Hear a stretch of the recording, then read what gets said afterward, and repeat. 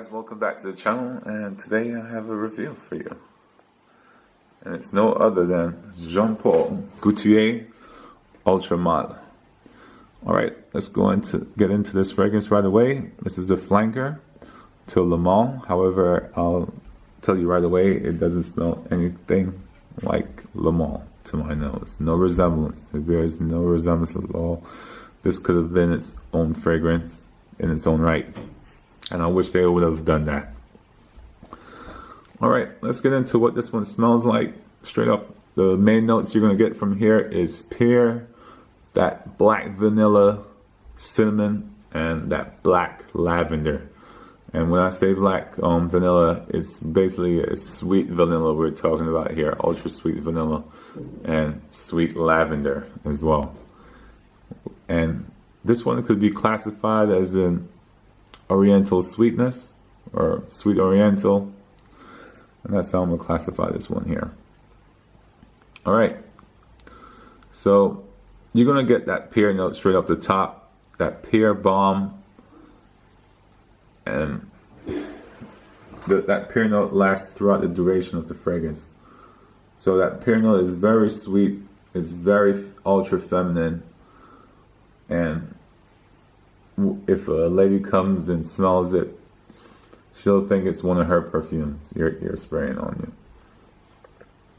So yeah, it's a very, very sweet pear note you're getting here. A synthetic pear note, a lot of synthetic up top, and you're gonna get a synthetic sweet vanilla as well, and that lasts throughout the duration of the fragrance. Then in the mid, you start smelling the cinnamon on your skin, and you think, okay, because the cinnamon is also in Le Male, you can see that they're trying to time that fragrance with this, but this smells like something entirely different. If this was supposed to be packaged in a different bottle, in a different name, I wouldn't think anyone would be like, yeah, this reminds me of Le Male. No, it doesn't. So if you don't like Le Male, you may like this fragrance. So you get a little bit of cinnamon in here, which is one of my favorite notes in perfume as well, especially when it's used as a mid. And yeah, the cinnamon brings a little bit of spice in here, a little bit of sweetness. You also get other spices like cumin, which is really an undertone note in here, so it's not prominent. I think it just blends in with the vanilla to create its own unique sweetness vibe. We'll get into that later. So after the mid, the cinnamon sort of subsides. The pear note is still there, but the sweetness of the pear starts subsiding down.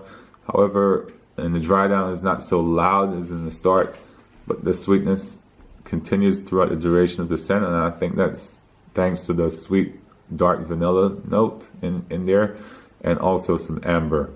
And you get the dry down is a little bit on the sweet masculine side of things, and that's a sweetness I think most people really enjoy. So you have two phases to this fragrance: a strong ultra sweet opening, then it dries down to a masculine sweetness, which is quite unique, and you don't smell anything like it in the fragrance game. However, the pear note is still present in the dry down, and it is still sweet, and you get a lot of spices blend in with the vanilla in the dry down as well.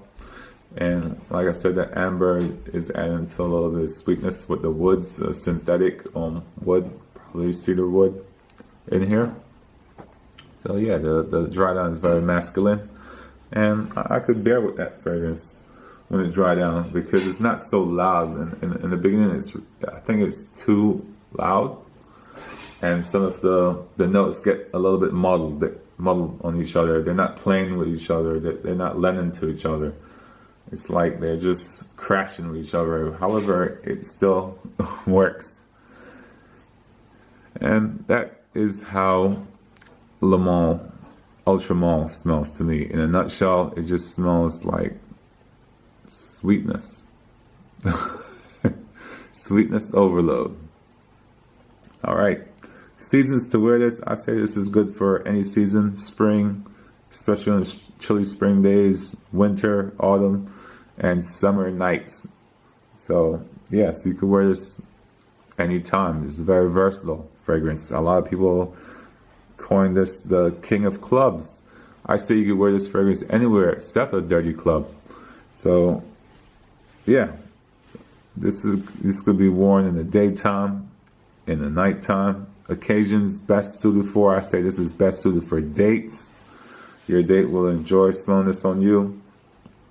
And this could be worn by a man or woman. You know, I don't think it's a masculine scent. Don't be fooled by that name, ultra male or ultra male. All right. So yeah, this is good for work, I think, as well. But if you're in a business environment, I wouldn't wear it for that type of. It doesn't have anything of business-like about it. So it's more on the casual side of things, and it's a fun fragrance. You know, it makes you think of fun times. So you'll wear this going shopping at the mall, you know, hanging out with friends. This is the type of fragrance you'll like to wear. And let's go into the presentation real quick. It's an ultra male bottle. I don't have to describe. It's a Le Male flanker. So they all look the same. This one has the nautical shirt, but instead of the white stripes, it's navy stripes, and the bottle is a lot darker. So I'll give the bottle and presentation the score of excellent, because we all know it. And the atomizer works excellent as well.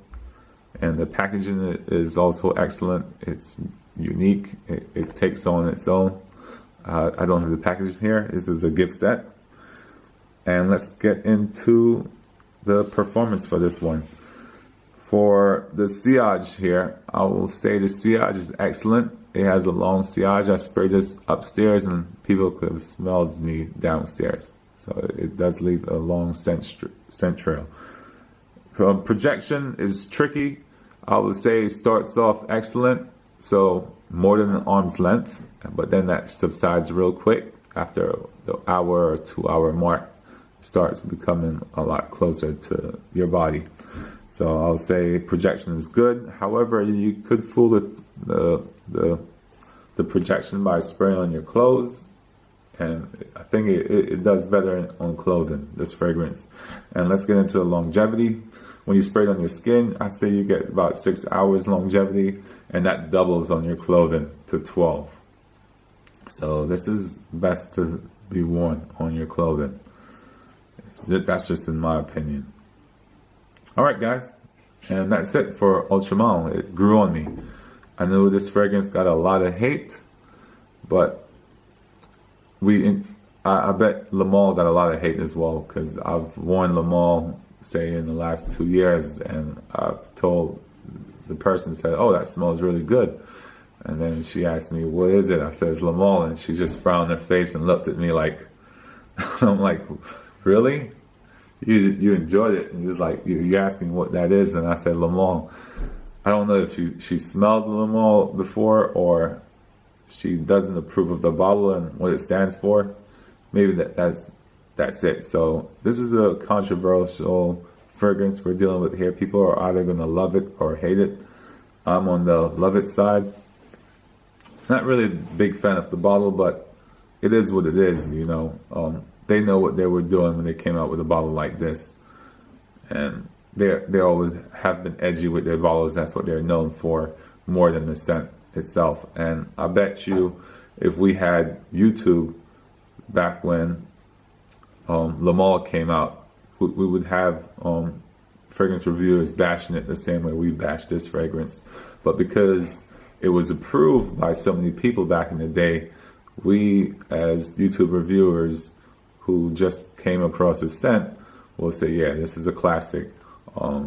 It's good, just based on the consensus on the fragrance. So the consensus on this one in our YouTube community is not so good when it first came up, but I will disagree with that. And I'd like to see those guys who gave it a bash, give this fragrance another go. Let's see if it grows on you. And if you have this fragrance, let me know what you think about it. Have you tried it? Do you want to try it out? Let me know. I'm a super fan. Leave a comment below. and I'll see you in the next one. Bye.